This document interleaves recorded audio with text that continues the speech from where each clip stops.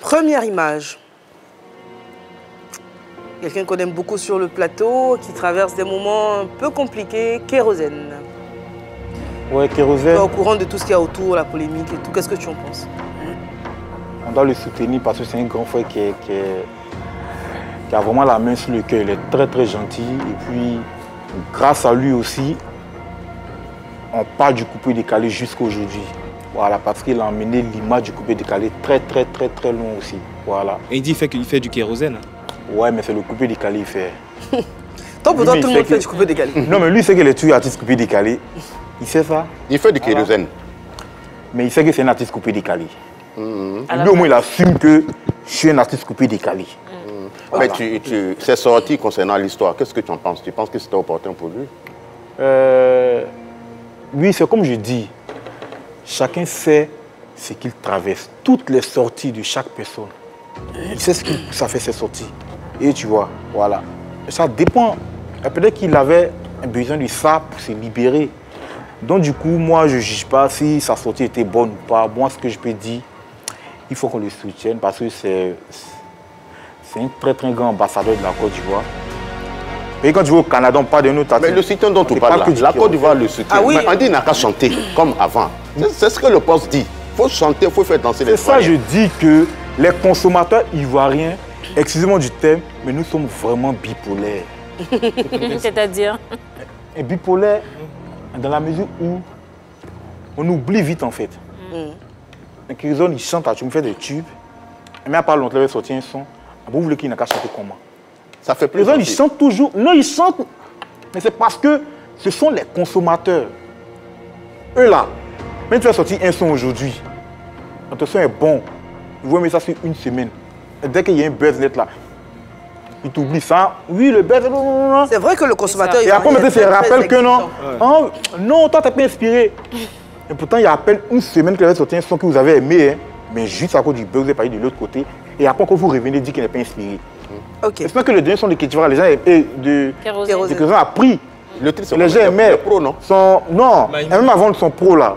Il a fait un Maïmouna. Il a fait un son ça qui parlait de sa vie.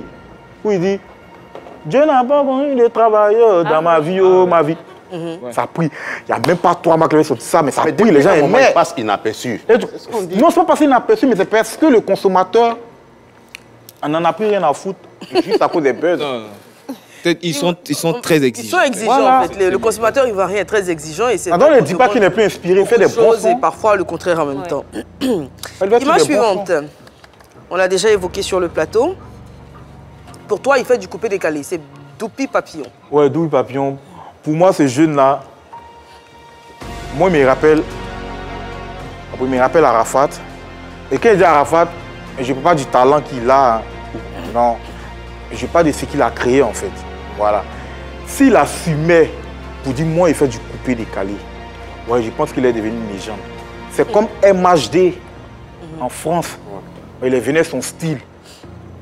Et tu comprends? Il a dit, et je fais du rap, quoi, là? Afro-trap. L'afro-trap. Aujourd'hui, MHD, c'est une légende. Wow. Si le même, il venait, il dit, moi, il fait du genre, du coupé décalé Maïmouna. Oui, là, non, mais je pense qu'il suit le chemin des MHD. Lui, c'est le Payal, Maïmouna. Sinon que il fait du coupé décalé. Du pur coupé décalé. Mais votre patron là même, là, Mola, le boss du coupé décalé, lui, mais il fait un peu de Maïmouna maintenant. Mais Mola... Pas de problème. Mola, c'est l'un des créateurs du coupé décalé. Et tu comprends? Voilà. Mola, les Double Sarons ne les prenaient pas comme des chanteurs en tant que tels. Ah ouais? Ils ont créé un mouvement et puis ça a pris.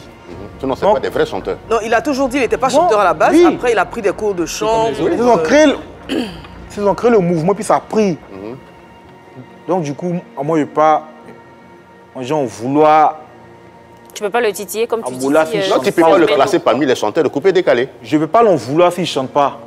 Parce qu'au départ, c'était pas ça. Et tu peux en vouloir à Serge Beno s'il chante. Voilà. Je peux en vouloir à Serge Beno, à Mix, à Debord, si eux, ils ne chantent pas le coupé décalé.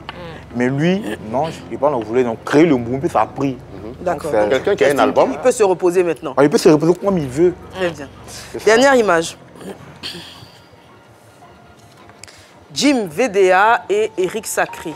Tu es au courant également de ce qui se passe. Eric Sacré était sur le plateau de PPLK il y a quelques jours. Il expliquait qu'il était victime d'ingratitude de la part du groupe VDA. Il avait nommément cité Jim, qui ensuite a fait une sortie en expliquant que tout le contraire, oui. Justement, qu'en réalité, pendant qu'ils étaient encore en début de leur carrière, ils avaient vécu pas mal d'humiliation de la part d'Eric Sacré.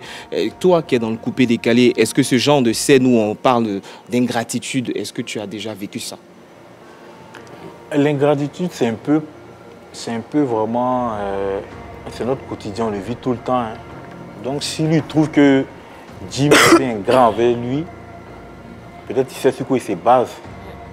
Maintenant, c'est à Jim maintenant d'expliquer dans quel sens il était ingrat ou quoi que ce soit. Mais... Alors, Eric Sacré a dit qu'il avait demandé un feat à VDA et qu'ils avaient décliné sans vraiment le dire en fait. On a assisté à ça aussi, à déborder puis chose... Suspect 4. Suspect, donc c'est dans le même... Mais est-ce que toi, tu as déjà fait ça? Peut-être qu'il n'a pas refusé. Est-ce que toi... son programme était... Bon, mais souvent... Au-delà de ça, mais en un mot, quelqu'un tu as aidé dans ton passé, mais dans ton présent, est-ce qu'il est obligé de te rendre la monnaie? Ton merci, Philippe. C'est ça. Peut-être qu'il peut avoir un programme... Une obligation, oui. Il n'y a pas d'obligation. Morale. Peu importe, tu as rendu service à quelqu'un, aujourd'hui tu es dans le besoin, tu as besoin de lui, si tu ne rends pas le service, la vie continue. Non, mais si pas une guerre. Il n'y a pas de problème. Moi, je n'appelle pas ça de l'ingratitude. Ah, voilà. Moi, je n'appelle pas ça de l'ingratitude. Est-ce que ça t'est déjà arrivé de demander un featuring à un artiste et d'essuyer un refus? Un artiste, il a refusé? Non. Pourtant, toi, quand on te demande un feat et que tu ne veux pas, comment est-ce que tu fais? Tu dis directement ou tu trouves des moyens de tourner? Si je ne veux pas. Si je ne veux pas. Mais c'est mieux que tu dises à la personne que, vraiment, actuellement, je ne vais pas être en feat avec quelqu'un parce que... Et puis tu essaies de dire ça d'une manière, mais c'est mieux que tu dises la vérité à la personne que, vraiment, que je ne pourrais pas faire le feat là, mais... Plutôt que de le faire tourner. Voici.